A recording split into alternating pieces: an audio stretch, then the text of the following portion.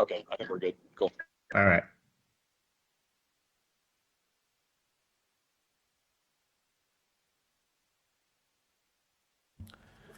All right, good morning. Roger Botten for the record. I'd like to call the Student Attendance Advisory Board to order at 9:07. Okay. Do you want a roll call?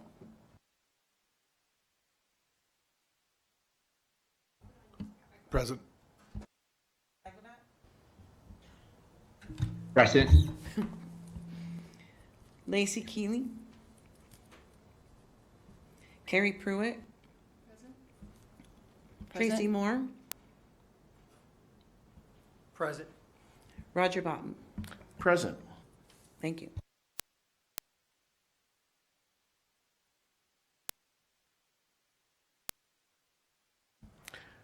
Go over to 2.01, approval of the minutes of the March 8th, 2024 meeting for the Student Attendance Advisory Board. Do we have any public comment on that? No public comments. Okay, if you guys want to take a look at the minutes from that meeting, see if anyone has any questions or comments.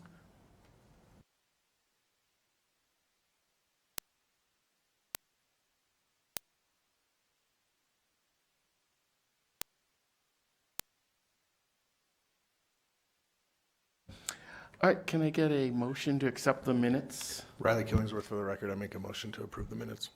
A second? Carrie Pruitt, for the record, I second that motion. All right, all in favor?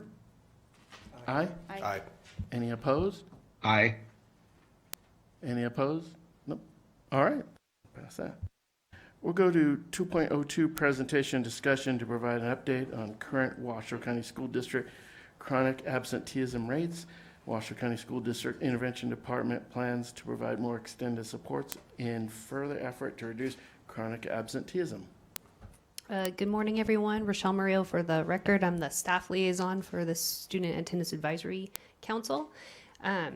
Okay, so I want to talk to you a little bit about what the year looked like. We've talked a lot about data this year. This won't be our final data because this is a snapshot of, in time of today. But I do want to talk to you about what does our chronic absenteeism rates look like. We're getting close to the end of the school year. That's Monday. And then I'll be able at the next meeting to report to you final chronic absenteeism rates. As of yesterday, our chronic absenteeism rates for the school district was 23.17%. And our average daily attendance was 92%. So I want to talk to you a little bit about the graph that's up on the display boards. This is kind of what we've been seeing all year.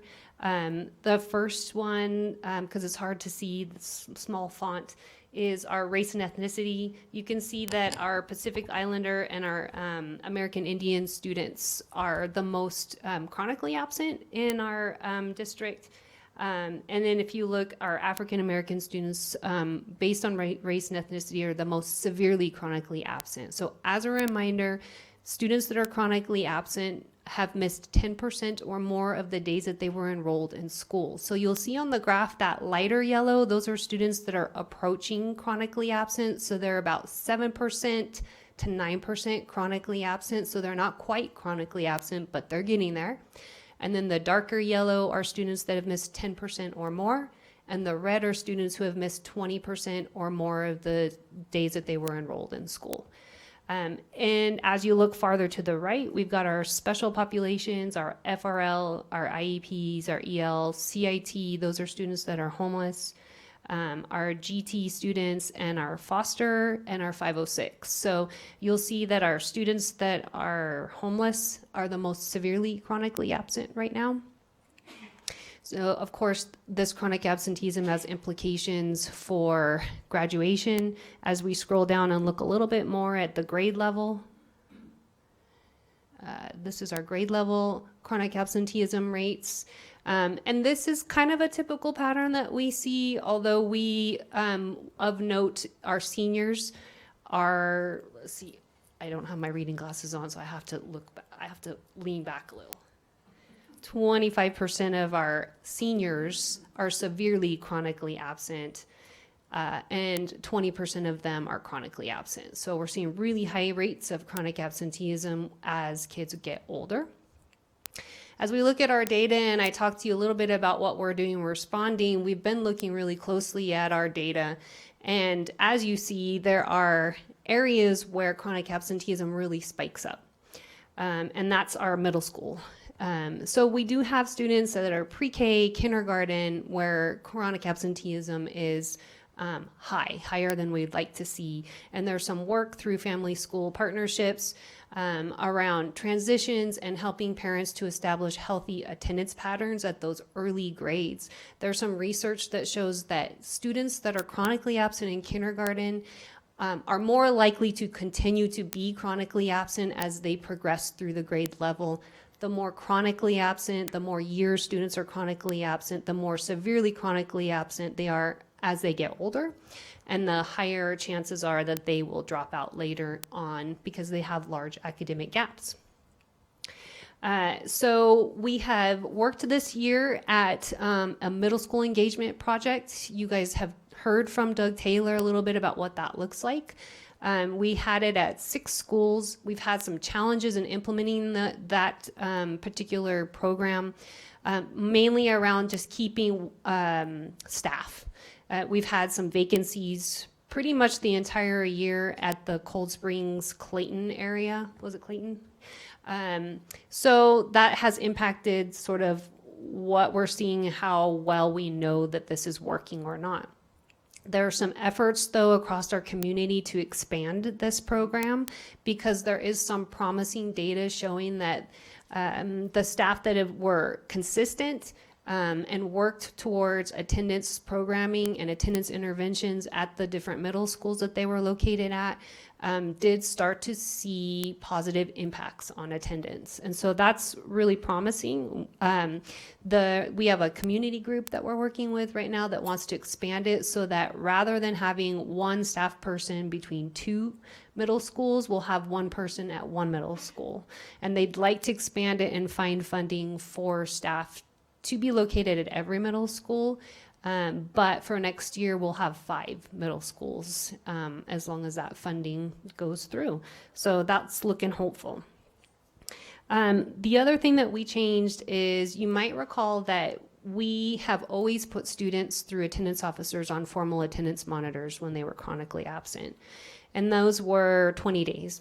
And we looked at our data, and essentially it showed that we had no impact on chronic absenteeism when doing those formal attendance monitors. So we decided to do things a little bit different this year. So we extended those formal attendance monitors to 45 days instead of 20. It's really hard to change behaviors in 20 days. So we extended it to 45 days, and we made an effort to connect students to a trusted adult, every student that we worked with, to a trusted adult at school, so that they had a consistent person they were connecting with on a regular basis. And the good news is I looked at 4 different attendance officers and their monitors recently, and so I haven't looked at all of them, so I'll be able to present the final data to you, but just preliminary. I found that 51% of the students that were on formal monitors saw an improvement in attendance. So that's really good news, from no effect at all to 51% of our students. So we'll continue to work and adjust that intervention to see if we can continue to see improvements in attendance. But really happy to see that we're making some progress. We saw 463 students on a formal attendance monitor this year. And then we had our re-engagement specialist who also worked with students that were considered severely chronically absent. So those students in the red area, they put students on monitors. They also found students that had dropped out or left our district and returned them to our school district. And so they worked really hard this year, and of those students that they re-enrolled this year, 69% of them are still enrolled the following semester. So that's really good news.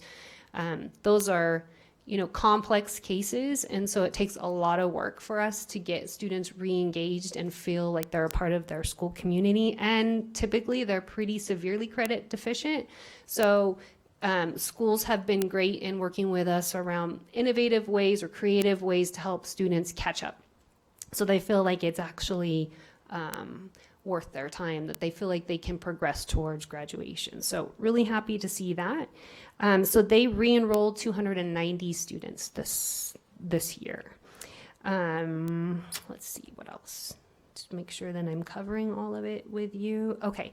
Attendance officers also, this is data as of February, so we don't have final data, but as of February, they did 1,909 transports of students that were refusing, and they did 3,270 home visits as of February this year. So we are going to continue on with work this next year. We've developed, in connection with our new strategic plan, a chronic absenteeism plan, and I'm happy to share it with you. It's still in draft form, but it's about finalized. But we're working on different areas. We're approaching chronic absenteeism in a more comprehensive systems level, but also individual level, so in many different levels.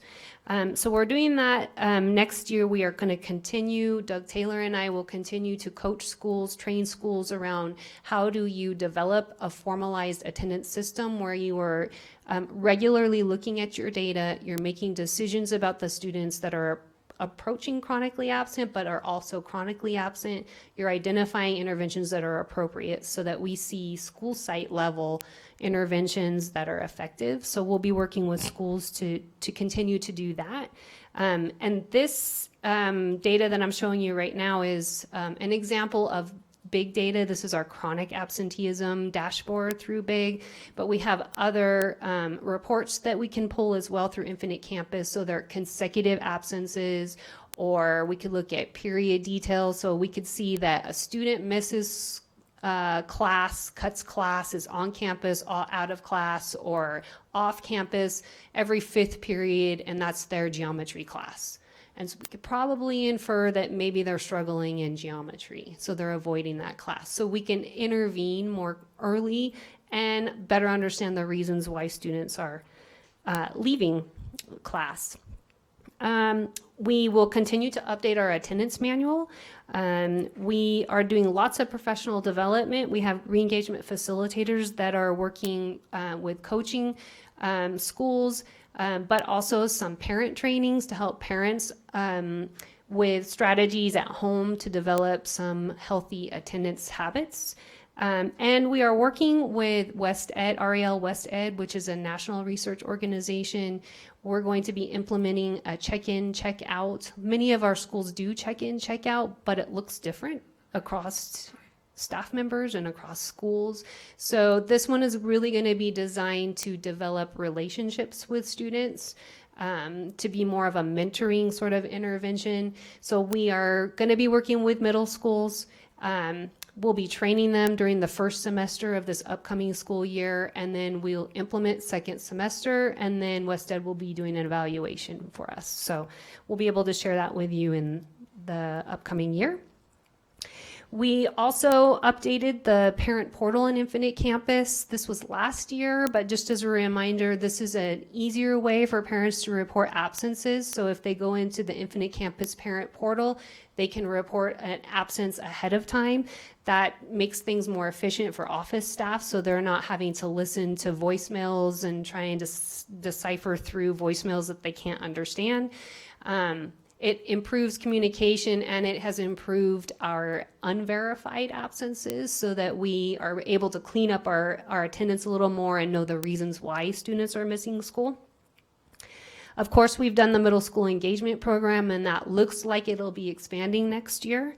We're going to be working on an attendance campaign. So just a heads up, September is National Attendance Awareness Month. But we're going to be working around just getting information out about everyday counts. And why it's important to attend. So we're also doing some work around special populations. You'll see that our children in transition and our students in foster care have very high rates of chronic absenteeism. So those programs are trying to target and work a little bit more and trying to identify and support students that are struggling. For example, children in transition have very high rates of transiency, so working with students to better understand what are the struggles around chronic absenteeism and how can we address that. Did you have a question, Carrie? Oh, you look like you had a question. We're also working at strengthening our family resource centers. We have 5 of them. Our funding for them are grant funded, but we're working on securing some more sustainable funding for them and expanding them. And the reason why I bring this up is families that are in crisis have a hard time supporting attendance, right? So they're worried about how they're going to get their next meal. They're worried about where they're going to stay tonight. And so if we can help stabilize families with some of the work that we do in family resource centers, we can have a positive impact on attendance as well. Families are better prepared to support their child's education that way. So we're working on that. We're continuing work with attendance officers and re-engagement specialists. We've done a team approach this year where every school in the district has an attendance officer and a re-engagement specialist assigned to them. So they have a caseload of about 10. We have 6 re-engagement specialists and 10 attendance officers. Continued student attendance review board and lots of community-based collaborations, working on supporting before and after school programs, supporting childcare programming, parents that work really early that can't get their children to school at 9 in the morning, trying to expand those summer school opportunities. That also opens up some transportation for students. If we can connect them to Boys and Girls Club in the afternoon, they get some homework help, they get dinner, and transportation is better able to support a ride home. So working on some of those bigger sorts of buckets that impact our students. And that is it in terms of what we did this year. Any questions? Carrie Pruitt, for the record, I did have a question a little earlier that I wanted to ask. Forgive me if I missed this, but the middle school check-in, check-out system, is this going to be for all kids or for kids that have reached the threshold of chronically absent? So we're in the process right now, because we're still early on, defining who would meet criteria. It's likely that we're going to work with students. So check in, check out, the research shows it works well for students that are approaching and are just at chronically absent. When they're severely chronically absent, it's not an intervention that works well because they're not at school. So it's likely that we'll be targeting approaching and chronically absent students, but we have some conversations this summer to better define that a little bit better. So I'll be able to give you some more information soon. Thanks. I love that check-in, check-out system. Yeah. Roger Botton, for the record. I was wondering how attendance was affected for 6th graders when they moved from elementary to middle school, if we've seen any differences. Yeah, so let's look at the graph. That's the bottom graph up there. So the lowest chronically absent group grade level is 5th graders, and then you see a big jump in chronic absenteeism. And specifically, I'll tell you the chronically absent, severely chronically absent in 6th grade. So we're working in sort of, middle schools do a lot right now in terms of transitions, especially counselors. They let 5th graders visit middle school. They'll do ice cream socials. There's a lot that they do, but we're trying to better understand what are some of the struggles, and a lot happens in middle school. So developmentally, students start to struggle a little bit more. They become more independent. They're expected to be more independent in 6th grade. And then they go from one class to multiple classes. So go ahead, Roger. So are you saying that moving 6th graders to middle school has increased their attendance issues? I'd have to look back at the data, so I couldn't That's what definitively I'm answer that. asking. What was the trend in that? Has Yeah, that we affected could that look from back past? historically at when we had students that were 6th grade in elementary school, what the chronic absenteeism looked like versus now that students are in middle school at 6th grade. I couldn't definitively answer that unless I looked back historically. So I couldn't answer that. Yeah, But I that'd could be take a interesting. look and get back to you. It's an interesting question. Any further questions, comments?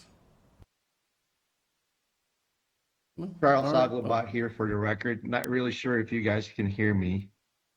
We can hear you. Oh, okay, cool. I typed it up too. So you said a while ago that there were 290 something students who were re-enrolled. were Yes. those students among the 460 something students who were in formal intervention? No, those are separate groups. So the ones that Those were are on formal separate groups. attendance monitors were enrolled in the school district. The ones that we returned Okay. had left the school district at some point. So it could have been a small period of time, a couple of weeks, or it could have been a year. So they were the ones who dropped out for Yes. a period of time. Doesn't Correct. matter how long. Right. Thank you. Yeah. All right, any further questions, comments? No? Then we'll move on to 2.03.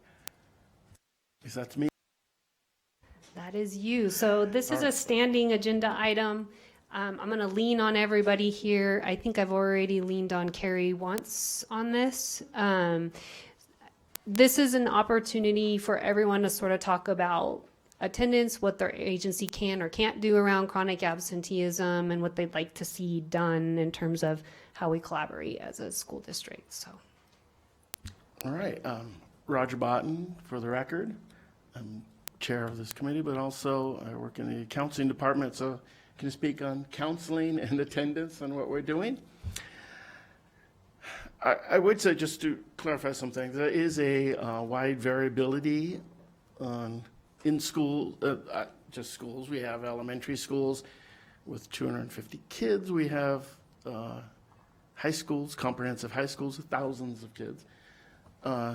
So even though counselors' attendance and dealing with attendance issues is a main focus of counselors' jobs, it's one of those of many focuses they have, it is really important.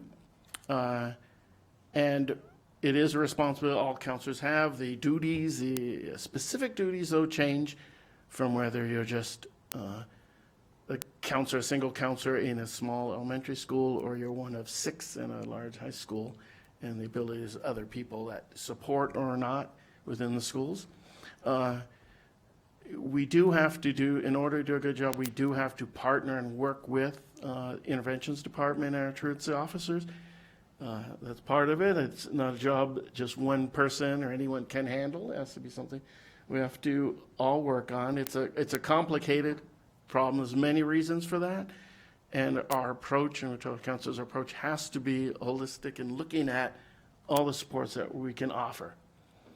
Some of the supports that we do offer and all those things is we want to take a problem-solving approach to attendance, see what that may be, whether there's issues at home, maybe there's issues within the school in terms of the motivation to be there, or there's things going on that complicates, like possible relationship issues, bullying, academic struggles. There's a lot of social and socioeconomic struggles at home.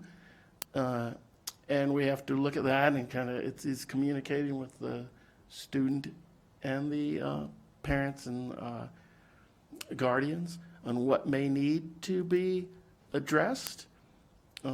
We do that, we meet with the students.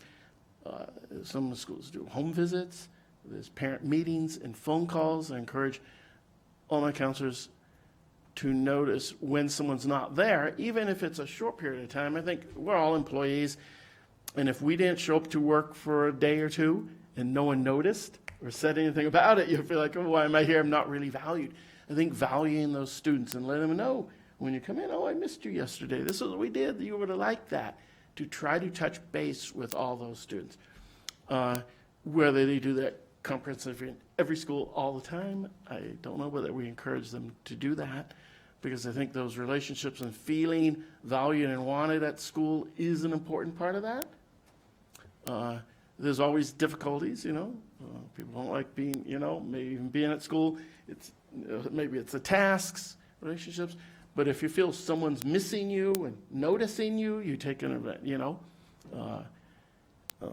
put more effort into getting there. It becomes a priority.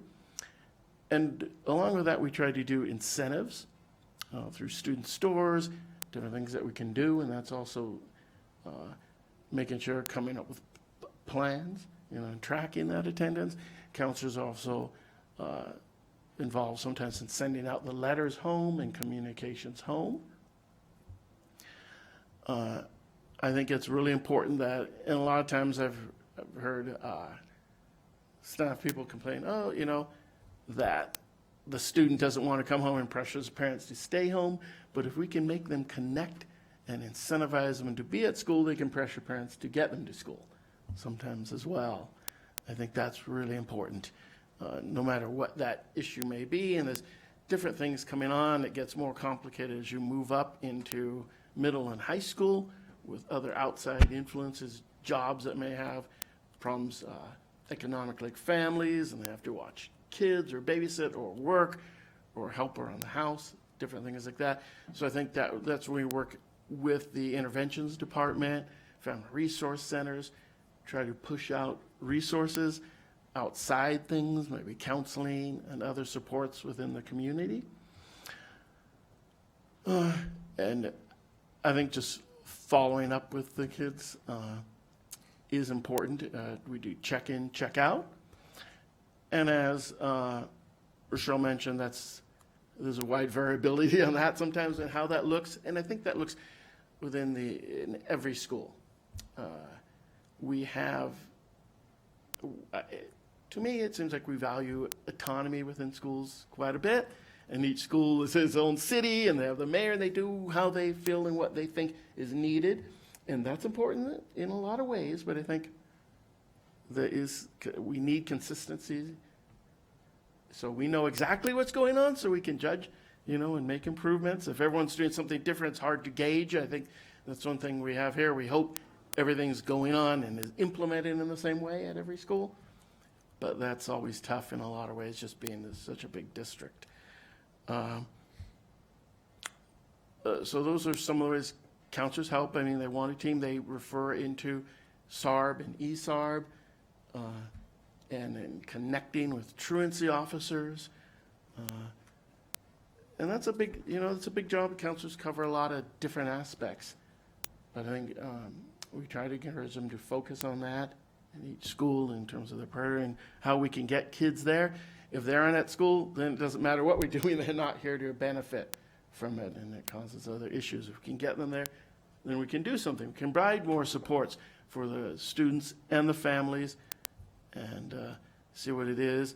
We try to work on goal setting, academic issues if they're struggling that. If you're sitting in class, you don't feel like you can participate, you have the skills to do that, you're less likely to want to come. That's an embarrassment issue. If you're having bullying issues or you're having just relationship or conflict things at school, we have to address that. Almost everything we do affects the students' desire and motivation to be at school. And so it's taking a holistic view of the students and the families and try to support that. And I do appreciate the interventions department and teaming with us and help us to do that job and to meet those needs. And that's kind of a summary of what we do. Any questions? I hope I didn't miss anything. I don't know if you think I missed anything. No, I think you covered it all. Thank you. All right then, no questions, comments. Move on to 2.04, discussion of the duties of the chair position for Student Attendance Advisory Committee, inquiry of current member interest as serving in the chair. If anyone's interested in taking over this thing. Possible action to select the chair of the Student Attendance Advisory Committee for the 2024 school year from among the following: Charles Aguilar, Roger Botten, Lacey Keel, Riley Killingsworth, Tracy Moore, and Carrie Pruitt. Possible action or discussion. Okay, I'll just remind council that Roger's been chair for a little bit and he is willing to step down and have someone step up. The role of the chair is primarily running the meetings and reviewing agendas and suggesting agenda items as needed.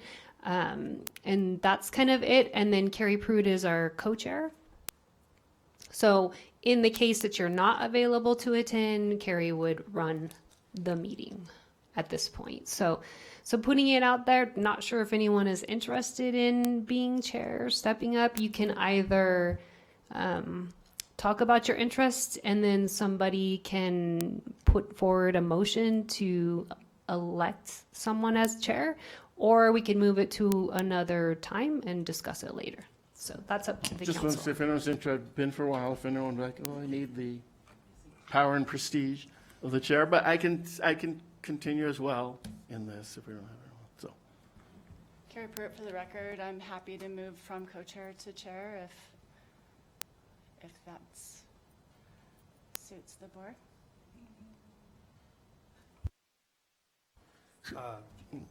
Tracy Moore, for a record, based upon that comment, I'll make a motion to appoint Carrie Pruitt as the chair of the SAAC. I second that. Charles Uglebot for the record. All right. Ask Do we for have a you have to motion? you have to ask for public comment. Do we have any public comment on that? I've received no public comment. All right, then vote on that. All in favor of Carrie Pruitt for chair? Aye. Aye. Aye. Any opposed? No? All right, so pass. Well, congratulations. Okay, so thank you, Carrie, for stepping up. Just so that you know, we now have an open co-chair position that will be on our next agenda, so please consider it because we will need to elect someone at our next meeting.